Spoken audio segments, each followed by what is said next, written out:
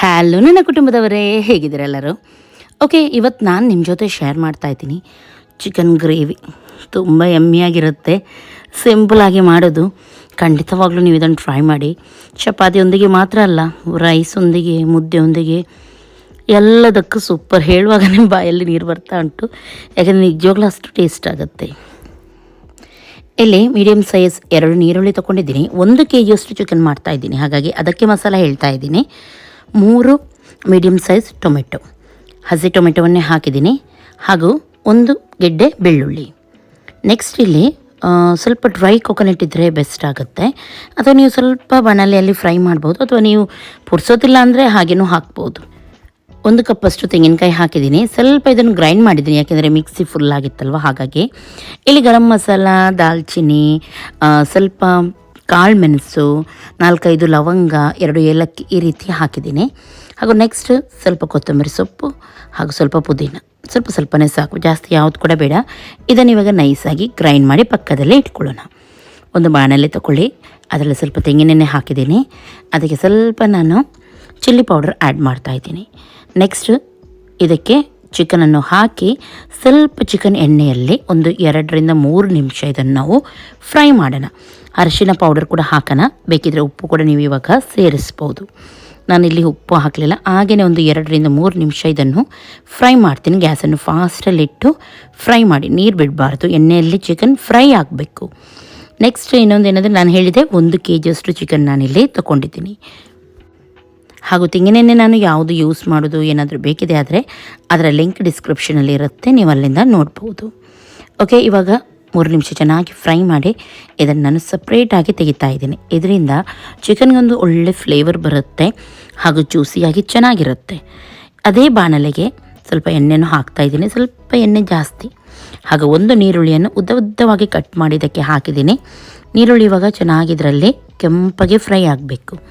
ಇದರೊಂದಿಗೆ ನಾನು ಇದಕ್ಕೆ ಸ್ವಲ್ಪ ಬಡಿಶೇಪ್ ಹಾಕ್ತಾಯಿದ್ದೀನಿ, ಸ್ವಲ್ಪ ಸಾಕು, 1/4 ಸ್ಪೂನಷ್ಟು ಹಾಕಿ ನೀರುಳ್ಳಿ ಚೆನ್ನಾಗಿ ಫ್ರೈ ಆಗಿದ್ದೆ ನಾವೇನು ಮಾಡೋಣ, ಇದಕ್ಕೆ ಗ್ಯಾಸನ್ನು ಲೋ ಫ್ಲೇಮಲ್ಲಿಟ್ಟು 1 ಚಮಚದಷ್ಟು ಚಿಲ್ಲಿ ಪೌಡರ್, ಖಾರ ಜಾಸ್ತಿ ಬೇಕಿದೆ ಜಾಸ್ತಿ ಹಾಕ್ಬೋದು, ಸ್ವಲ್ಪ 1/4 ಚಮಚದಷ್ಟು ಜೀರಾ ಪೌಡರ್, ಹಾಗೂ 1 ಚಮಚದಷ್ಟು ಇಲ್ಲಿ ಕೊತ್ತಂಬರಿ ಪೌಡರ್, ಇಷ್ಟನ್ನು ಹಾಕಿ ಸ್ವಲ್ಪ ಫ್ರೈ ಮಾಡಿ. ಜಾಸ್ತಿ ಹೊತ್ತಿಡಬೇಡಿ, ಗ್ಯಾಸನ್ನು ಲೋ ಫ್ಲೇಮಲ್ಲಿಟ್ಟು ಫ್ರೈ ಮಾಡಿ.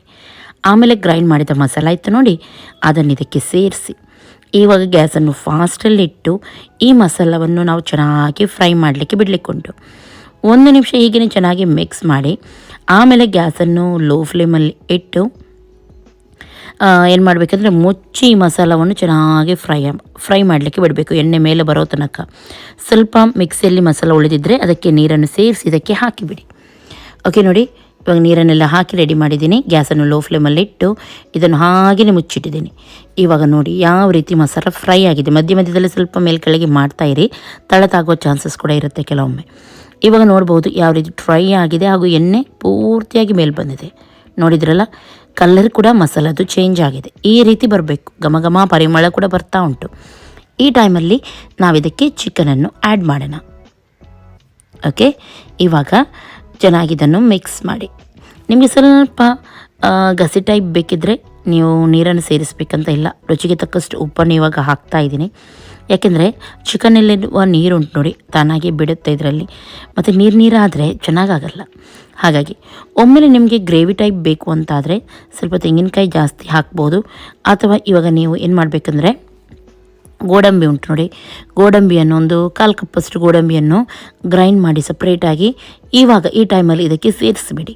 ಆವಾಗ ಸ್ವಲ್ಪ ಗ್ರೇವಿ ತಿಕ್ಕಾಗಿ ಚೆನ್ನಾಗಿ ಬರುತ್ತೆ. ನನಗೆ ಅದರೆಲ್ಲ ಅಗತ್ಯ ಇಲ್ಲ, ನಾನು ಸ್ವಲ್ಪ ಗಸಿ ಮಾಡೋದ್ರಿಂದ ಇದೇ ರೀತಿ ನೋಡಿ ಮುಚ್ಚಿಟ್ಟಿದೆ. ಚೆನ್ನಾಗಿ ಇವಾಗ ಚಿಕನ್ ಬೆಂದಿದೆ, ಸಾಫ್ಟಾಗಿದೆ, ಆಯಿಲೆಲ್ಲ ಯಾವ ರೀತಿ ಬಿಟ್ಟಿದೆ ನೋಡ್ಬೋದು ನೀವು. ಕೊತ್ತಂಬರಿ ಸೊಪ್ಪನ್ನು ಹಾಕೋಣ, ಹಾಗೂ ಸ್ವಲ್ಪ ಬೇಕಿದ್ರೆ ಲಿಂಬೆ ರಸ ನಿಮಗೆ ಇಷ್ಟ ಇದೆ ಅಂದರೆ ಹಾಕಿ, ಇಲ್ಲದಿದ್ದರೆ ಪರವಾಗಿಲ್ಲ. ನೋಡಿ ರೆಡಿಯಾಗಿದೆ. ಲಿಂಬೆ ರಸ ಹಾಕಿದರೆ ಚೆನ್ನಾಗಾಗುತ್ತೆ. ಟೊಮೆಟೊನೇ ಹುಳಿ ಇತ್ತು, ಹಾಗಾಗಿ ನಾನಿಲ್ಲಿ ಎಕ್ಸ್ಟ್ರಾ ಹಾಕಲಿಕ್ಕೆ ಹೋಗಲಿಲ್ಲ. ನೋಡಿ ಒಳ್ಳೆ ಪರಿಮಳ ಬರ್ತಾ ಉಂಟು, ಗ್ರೇವಿ ಕೂಡ ಇಷ್ಟೇ ಸಾಕು ನನಗೆ, ಕರೆಕ್ಟಾಗಿದೆ ಇದು.